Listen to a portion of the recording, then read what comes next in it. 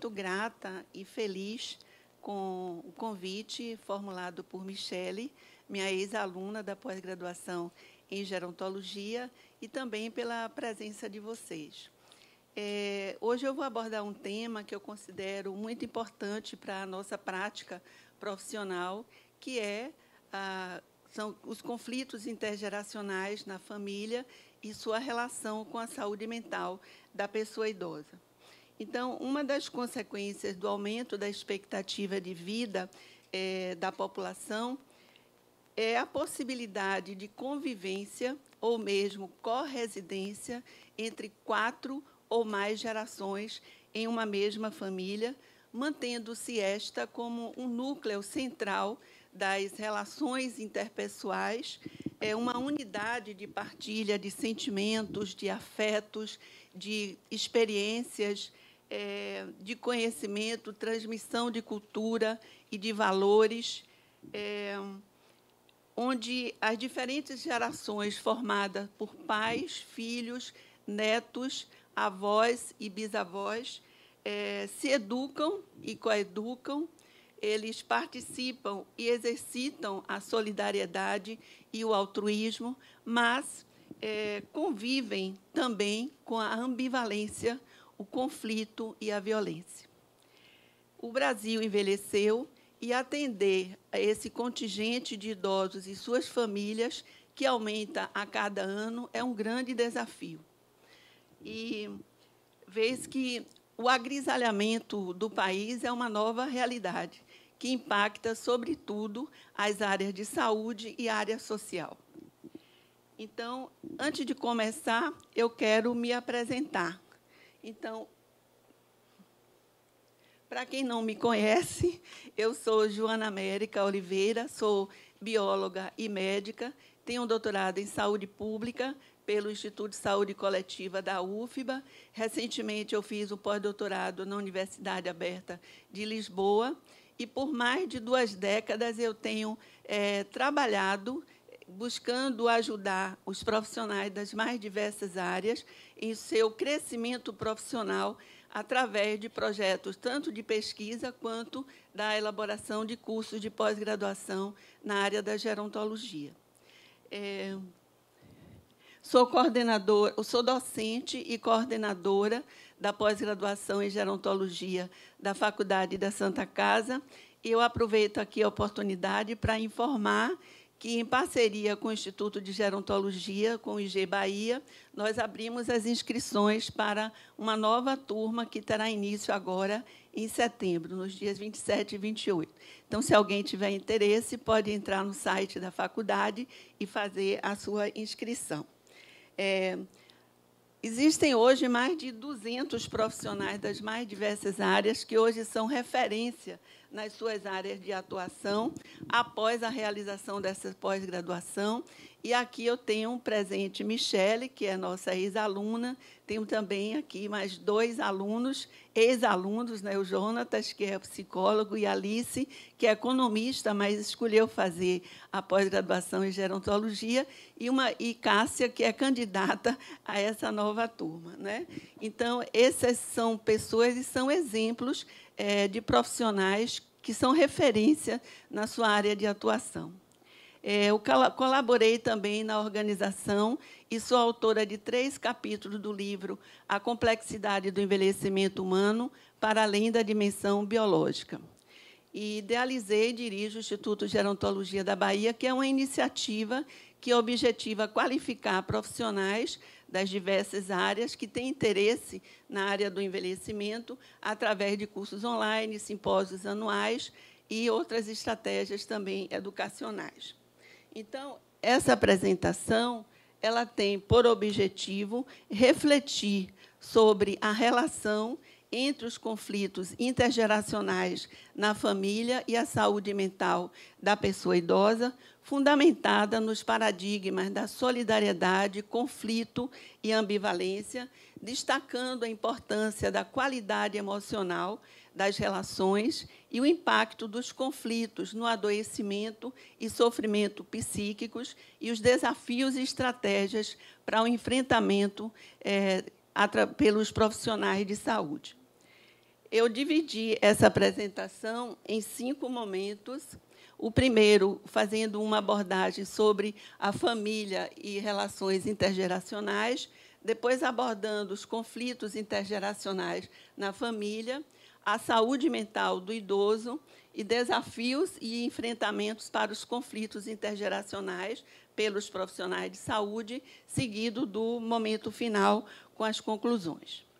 Em relação à família e relações intergeracionais, nós podemos dizer que a teoria geracional moderna ela adota um período de 20 a 25 anos para a formação de uma nova geração, que, ao dar continuidade à geração anterior, ela mantém algumas características sociais e culturais, assim como ela se renova frente às diversas transformações que acontecem no mundo da contemporaneidade.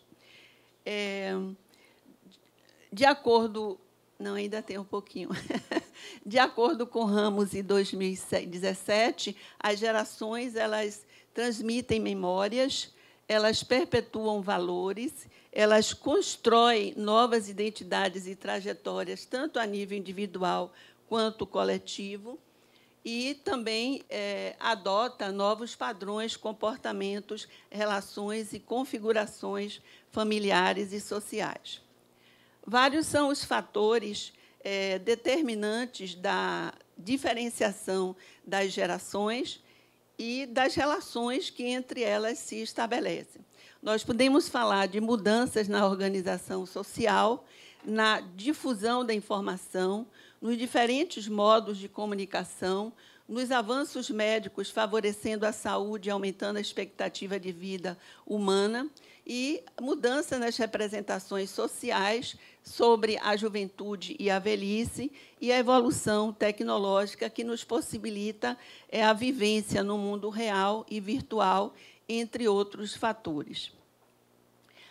A análise da família, em uma perspectiva sistêmica e comunicacional, ela é importante e relevante para que nós possamos compreender as relações que se estabelecem nestas famílias, por vezes que são harmônicas, outras ambivalentes e conflituosas, mas que são determinantes para a saúde mental dos seus membros mais velhos.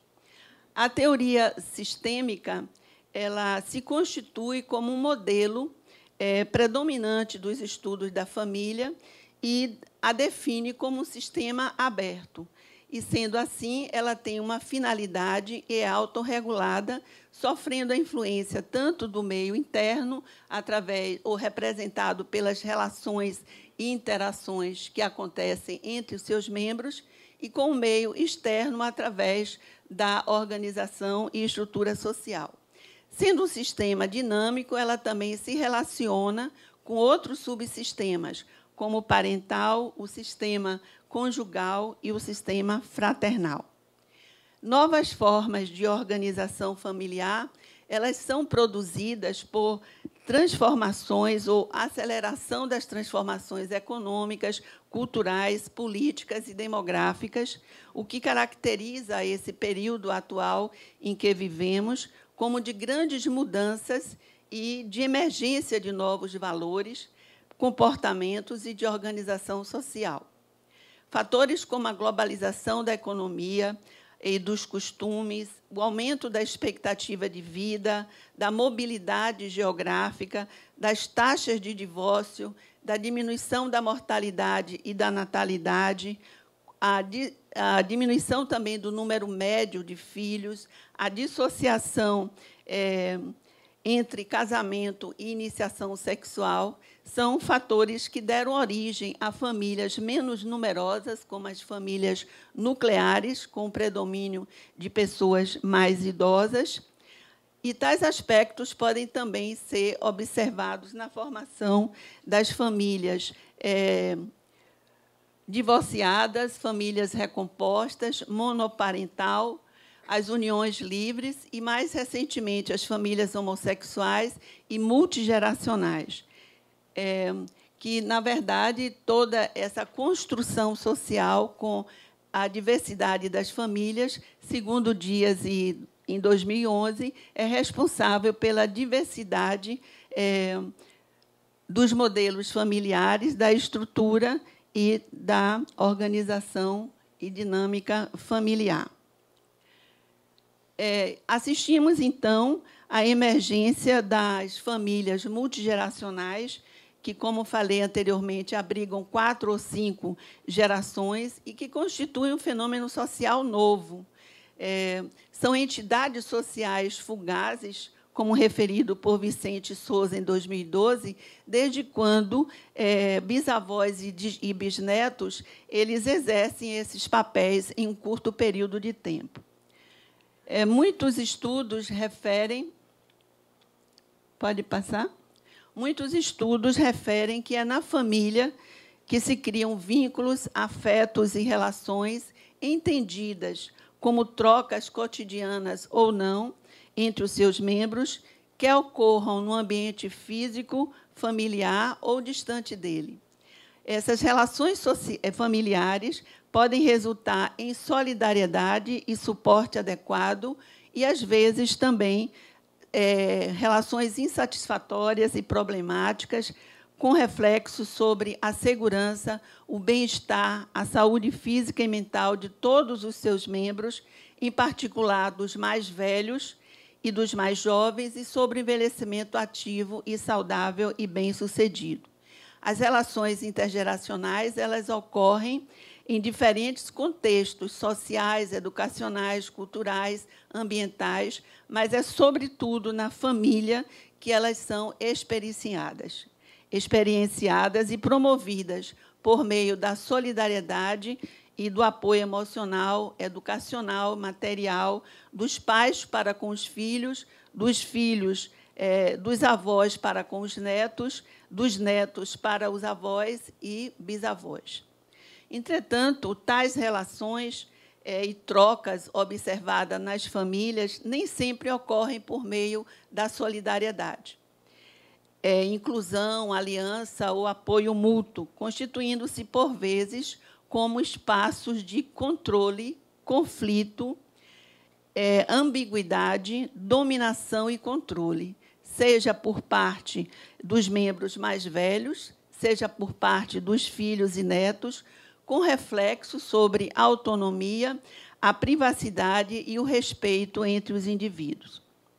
A intergeracionalidade observada no ambiente familiar, ela pode determinar mudanças na dinâmica ou na hierarquia e dinâmica relacional da família por diferentes razões. A exemplo da qualidade dos relacionamentos entre pais, seus filhos e netos, em função da história conjugal, da dependência financeira dos filhos pela não inclusão no mercado de trabalho, da dependência funcional e ou comprometimento cognitivo por complicações decorrentes das doenças que são mais prevalentes nesta faixa etária, modificando, assim, as funções e papéis sociais dos mais idosos. O enfrentamento de múltiplos desafios favorece as tensões, os conflitos, a ambiguidade, a solidariedade e reciprocidade, os quais revelam tanto a complexidade das relações intergeracionais quanto interpessoais, suas fragilidades ou a capacidade de enfrentamento às novas demandas, sejam elas de suporte ou de cuidado, que requerem, então, readaptações familiares, considerando-se as especificidades e mudanças subjacentes a cada etapa do ciclo vital, em que se encontram as diferentes gerações que integram a família. Então, nesse sentido, há que se considerar a subjetividade das experiências dos indivíduos em diferentes fases do desenvolvimento do ciclo da vida que partilham a convivência familiar, o que certamente tem implicações sobre a saúde mental de cada um de seus membros. Então, é no contexto da família e assente nos contributos teóricos mais recentes sobre as relações familiares que pretendo pontuar os conflitos intergeracionais na origem dos transtornos e saúde mental dos idosos.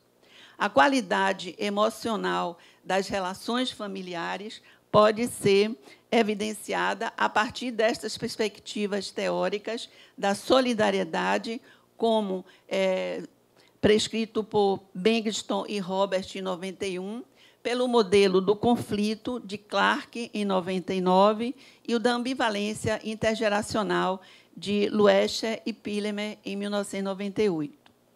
Então, a solidariedade intergeracional ela se refere ao grau de proximidade e apoio entre diferentes gerações.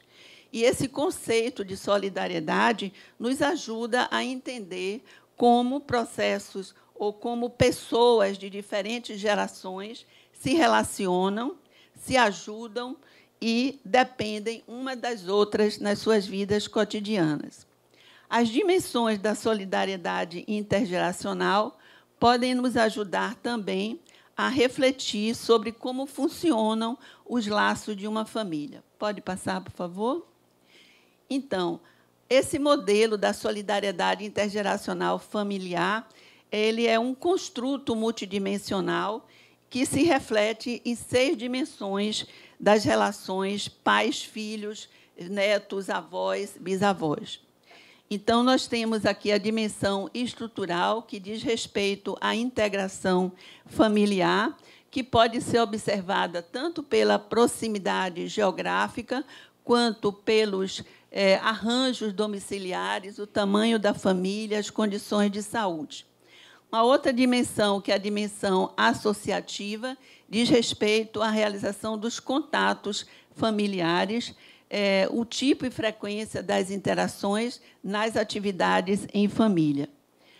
A outra dimensão afetiva diz respeito aos sentimentos positivos e sua reciprocidade, sendo observada tanto pela proximidade quanto pela compreensão e confiança. Uma outra dimensão é a dimensão consensual, em que se observa o nível de concordância entre os familiares sobre valores, atitudes, crenças familiares, que podem levar tanto à harmonia quanto ao conflito. A outra dimensão é a normativa, que diz respeito aos papéis intergeracionais e às obrigações filiais, o que se denomina de familismo. E a última dimensão, que é a funcional, que revela a frequência das trocas intergeracionais, assistência financeira, afetiva e emocional. Então, o modelo da solidariedade intergeracional familiar ele foi dominante na gerontologia social por décadas, mas ele passou a ser criticado por muitos pesquisadores porque o consideravam como normativo, além de não considerar a questão do conflito, né? Que é uma coisa comum e é natural nas relações familiares e interpessoais, né? Então, essas críticas levaram à formulação do modelo do conflito intergeracional de Clark e autores, de 99. Então, a perspectiva do conflito ela faz referência às tensões ou divergências entre os membros de uma família, o que pode afetar a percepção que os familiares têm entre si, aumentar a ansiedade e também interferir na disposição para prestar assistência, sendo considerado um aspecto normal das relações familiares e, como tal, ele foi incorporado ao modelo da solidariedade intergeracional familiar, representando, então, a dimensão do conflito. O modelo de ambivalência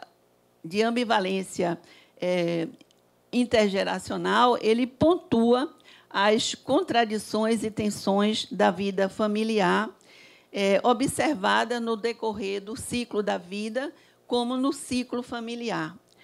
Ela foi proposta por Luescher e Pillemer, como falei anteriormente, em 1998. Existem vários estudos para testar empiricamente, pode passar, os modelos de solidariedade, conflito e ambivalência, no que se refere ao valor preditivo dos componentes desses 3 construtos sobre a qualidade de vida do idoso, as mudanças nas relações familiares e a saúde física e mental dos mais velhos. E esses estudos foram realizados nos mais diversos países, como a Noruega, a Espanha, Israel, Holanda e, mais recentemente, no Brasil. E seus resultados demonstram a simultaneidade da presença desses 3 construtos nas relações familiares, sendo que em combinações diversas. Também demonstraram a predominância da coesão familiar em diferentes contextos transculturais, com elevada presença do componente afetivo-cognitivo do modelo CIF em relação ao conflito e ambivalência. A viabilidade deste modelo foi considerado como catalisador de mudanças nas relações familiares e importante considerar que as relações sociais ambivalentes estavam mais fortemente relacionadas às limitações de saúde funcional, enquanto que os conflitos estavam mais consistentemente relacionados à saúde mental. E, além disso, foi observado que a idade avançada estava associada com menos relações ambivalentes e menos laços familiares exclusivamente conflituosos, existindo na literatura, entretanto, pontos de vista contraditórios sobre qual tipo de parceiro social é provável ser mais prejudicial para a saúde física e emocional dos idosos. As relações harmoniosas intergeracionais, elas são constituídas por elementos que dão suporte para a resolução dos conflitos e fortalecimento das relações parenterais, sendo considerados como elementos importantes a afetividade, a proximidade emocional, a reciprocidade na partilha de sentimentos, a cumplicidade e solidariedade. Também foram estudadas a percepção das pessoas idosas sobre as relações familiares. Pode passar, por favor? Ok. Então, os idosos, esse é um estudo de Silva e colaboradores em 2015, realizado aqui no estado da Bahia, no município de Jequié. É um estudo qualitativo em que mostrou, então, qual a percepção dos mais velhos sobre as relações familiares intergeracionais. Então, eles colocaram que observavam nas suas famílias o cuidado, o apoio e união familiar, mas também os conflitos. Colocaram que as tensões familiares surgem da insatisfação no que diz respeito às atitudes e comportamento dos filhos e netos e da dificuldade destes de aceitarem a divergência de valores entre as gerações. Para os filhos e netos, os mais velhos são ultrapassados, o que parece demonstrar a perpetuação ou a manutenção dos sistemas de representação socioculturais que permeiam o envelhecimento. Então, para além da... Pode passar, por favor? Da insatisfação com atitudes e comportamentos, as tensões podem derivar... Pode ir passando, por favor?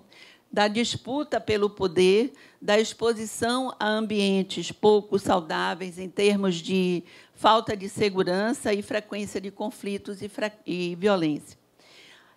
A dependência financeira dos filhos, como observado atualmente em muitas famílias, nas quais a aposentadoria dos mais velhos é um apoio importante para a manutenção dessas famílias, pode se configurar também como fonte de tensão e conflitos. E outros fatores podem ser considerados, tais como a capacidade reduzida de controle social por parte dos idosos, com a maior probabilidade de desenvolvimento de estratégias de confronto desadaptadas, os diferentes tipos de personalidade e estilos de vida, ou seja, o modo como cada um leva a sua vida. O aumento da prevalência das doenças crônicas não transmissíveis, que podem associadas às complicações decorrentes delas e que são associadas ao envelhecimento populacional, se configura também como um dos fatores de tensão e conflito, tais como as limitações funcionais próprias do processo de envelhecimento, que tem um curso progressivo, podem levar à incapacidade funcional, aumentando os conflitos e desequilíbrios nas relações familiares, com forte impacto sobre o indivíduo, a família e o sistema de saúde. As várias dimensões de análise das relações intergeracionais, elas atestam a complexidade destas relações, a multiplicidade e heterogeneidade das relações que se estabelecem na família. Importa assinalar, contudo, que a solidariedade e os vínculos afetivos e intergeracionais presentes nas relações familiares são fundamentais para promover a socialização, o bem-estar, a saúde física e mental, a segurança, a autonomia e o bem-estar de todos os seus membros, né? Nas diferentes fases do desenvolvimento da vida e do ciclo familiar, sendo fundamentais e relevantes numa sociedade que envelhece cada vez com mais idosos e idosos frágeis. Em relação à saúde mental dos idosos, nosso foco será sobre os fatores de risco para o desenvolvimento de doenças que afetam de forma significativa a qualidade da saúde mental. Então, no processo de envelhecimento, as pessoas podem passar por períodos estressantes na vida, como perda de familiares, de amigos, de papéis sociais, aumento de doenças e restrições financeiras associadas a seu afastamento do mercado de trabalho, o que pode diminuir sua autoestima e autoconfiança. O aumento da prevalência de doenças crônicas, com os riscos, né, decorrentes delas, a exemplo da impossibilidade de assumir o autocuidado, declínios sensoriais e ocorrência de quedas por idosos que convivem em ambientes intergeracionais, podem também propiciar a expressão de afetos positivos ou negativos. Exposições à vulnerabilidade social que envolvem o risco de ruptura do equilíbrio existente entre o indivíduo e o meio social, aos quais muitos idosos estão expostos, podem influenciar também negativamente a sua saúde. Essas situações são geradoras de estresse crônico, especialmente quando existem condições econômicas precárias, isolamento, discriminação, hostilidade, violência e estigmatização, que exigem a emergência de mecanismos de adaptação a novos ambientes físicos e sociais e que podem também afetar o estado de saúde. Então, estudar, pode passar, por favor? Estudar as condições de saúde e bem-estar da população idosa implica necessariamente dar uma atenção especial à saúde mental, investigando particularmente a depressão, que pode levar o idoso à perda da sua autonomia, desencadear sintomas somáticos, aumentando os anos de vida com dependência e incapacidade. Embora não seja uma característica da velhice, a depressão é um dos transtornos mentais mais comuns em idosos, encontrando-se sintomas ou a prevalência de sintomas depressivos que variam de 8% a 14% em estudos realizados em áreas urbanas em diversos países. Em população exposta à vulnerabilidade social, entretanto, foi encontrada uma prevalência de suspeita de depressão de 31,8% em um estudo que realizamos aqui na região metropolitana de Salvador, no município de Lauro de Freitas. Entre idosos que apresentaram scores positivo para a depressão, foram maiores as chances da síndrome de fragilidade. A depressão é uma morbidade de difícil avaliação, pelo menos em estudos epidemiológicos. Isso se deve ao fato de que o quadro depressivo ele é composto por sintomas que traduzem estados de sentimentos que diferem acentuadamente em grau e, algumas vezes, também em espécie, o que pode colocar ou passar despercebido pelos profissionais na sua prática, ou até mesmo ser atribuído por familiares e os pacientes como coisas da idade, com consequências negativas para a qualidade de vida e sofrimento desnecessário pela não prescrição de um tratamento adequado. A depressão é uma doença, um distúrbio da desregulação da emoção, como referido por Rabelo e Neri, 2014, e não uma manifestação do envelhecimento fisiológico. Portanto, ela necessita ser diagnosticada corretamente e tratada. Ela determina mudanças no humor, nos comportamentos e nas atividades da vida diária, é muitas vezes associada a comorbidades clínicas e, com frequência, ela é caracterizada como um problema crônico e recorrente nos idosos, o que pode estar associado ao isolamento social, suicídio, pior qualidade de vida, ao aumento do uso de serviços e de medicamentos, e também de mortalidade. Ao que se pode acrescentar que tanto a depressão como a ansiedade, elas são relevantes também por conta dos seus custos sociais e econômicos decorrentes.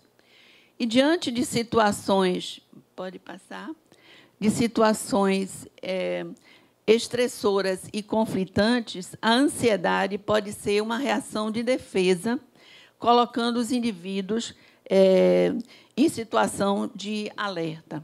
Entretanto, níveis aumentados de ansiedade tendem a se associar a emoções negativas e sintomatologia de variado espectro, incluindo aí as palpitações, as dores precordiais, desconforto abdominal, inquietação e outros que podem interferir na saúde física e mental de pessoas idosas.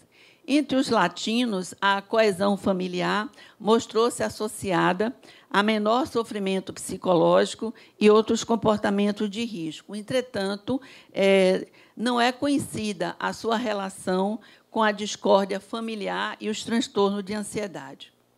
O medo do abandono pela família, o isolamento social, a dificuldade de adaptação a novos papéis, a baixa estima e motivação, a participação ou a percepção da inadequação das emoções e de suporte financeiro e social são alguns fatores desencadeadores de emoções negativas, as quais podem se manifestar como transtorno de ansiedade entre pessoas idosas que, muitas vezes, elas não dispõem da habilidade de gerenciá-los, né, e que pode ter impacto sobre a sua qualidade de vida.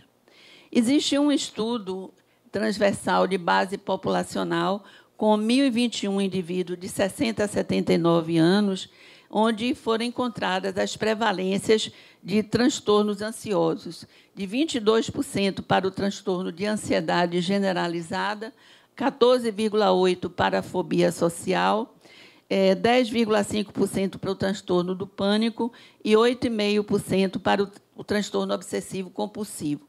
E, nesse trabalho de Machado e autores, em 2016, foi observado que o toque foi mais presente entre aqueles com companheiros, sendo esse risco 2 vezes maior em relação aos indivíduos vivendo sem companhia conjugal. Além disso, 40,5% dos indivíduos apresentaram pelo menos um transtorno de ansiedade, sendo que a distribuição desses transtornos foi semelhante entre os dois sexos. Por outro lado, os estudos têm demonstrado que a prevalência de ansiedade e depressão são maiores em pessoas idosas acometidas por doenças cardiovasculares, respiratórias, síndrome de fragilidade, restrição de mobilidade, múltiplas incapacidades e déficits cognitivos. Dados de pesquisas sobre transtornos psiquiátricos em idosos vivendo na comunidade mostra que esses transtornos são frequentes, subdiagnosticados e subtratados. Bom, em relação aos desafios e estratégias para os profissionais de saúde, nós podemos citar que, durante o desenvolvimento da vida, nós passamos por limitações funcionais, cognitivas, perdas sensoriais e sociais, entre outras, e nos países em desenvolvimento e desenvolvidos também, como a família se constitui o apoio fundamental para as pessoas idosas por falta ou inadequação das políticas públicas, a sobrecarga do cuidador é também um outro desafio que se observa no dia a dia dos profissionais de saúde que lidam com essas famílias, né? Pode passar, por favor.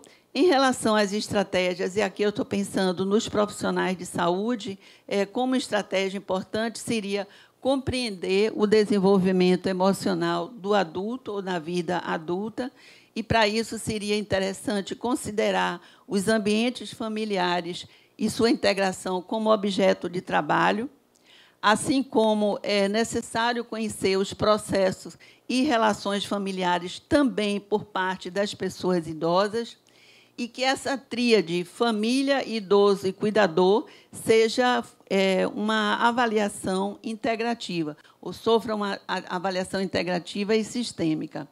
Então, assim, essa reflexão que nós fazemos para aqui nos faz pensar da necessidade de uma mudança dos modelos de intervenção tradicionais ou biomédicos que se assentam na expertise do profissional e que se assentam também nos problemas de doenças, eles sejam modificados para modelos de intervenção mais colaborativos e interventivos. Há também que se considerar a complexidade do processo de envelhecimento e a multidimensionalidade das relações familiares e intergeracionais. Outras estratégias também que podem potencializar os afetos, a solidariedade intergeracional, a autoestima, a parceria, o aumento da capacidade de resiliência frente a esses desafios, assim como a criação de canais efetivos de comunicação, orientação e difusão de informações psicogerontológicas também podem se constituir como estratégias para o enfrentamento dessas dificuldades. Pode passar, por favor? No último momento, então, de conclusão, em primeiro lugar, de que... Pode passar? O aumento da expectativa da vida que possibilitou a convivência ou corresidência de diversas gerações e que, mesmo com as mudanças ocorridas no tempo em relação às relações familiares, observa-se que a família constitui ainda um importante suporte de apoio e solidariedade aos cuidados básicos, à saúde e ao bem-estar dos idosos. E essas relações, esse enfoque de conflitos, ambivalência e solidariedade, eles são uma oportunidade, dão uma oportunidade de desenvolvimento e enriquecimento pessoal, possibilitando trocas afetivas e emocionais positivas, perdas e ganhos, harmonia e confronto. Pode passar? E aí, qual seria a nossa conduta, né, como profissionais? Então, seria utilizar intervenções integradas, multidimensionais, multidisciplinares e biopsicossociais, o investimento na formação adequada dos profissionais de saúde que trabalham na área do envelhecimento, a divulgação de conhecimentos sobre os processos de envelhecer nas famílias de e com idosos, e criar ambientes intergeracionais favoráveis e sustentáveis, com consequente promoção da saúde e bem-estar geral dos idosos e das suas famílias. Então, era isso que eu tinha para apresentar. Acho que acabou, né? Essas foram as referências que eu utilizei, e muito obrigada.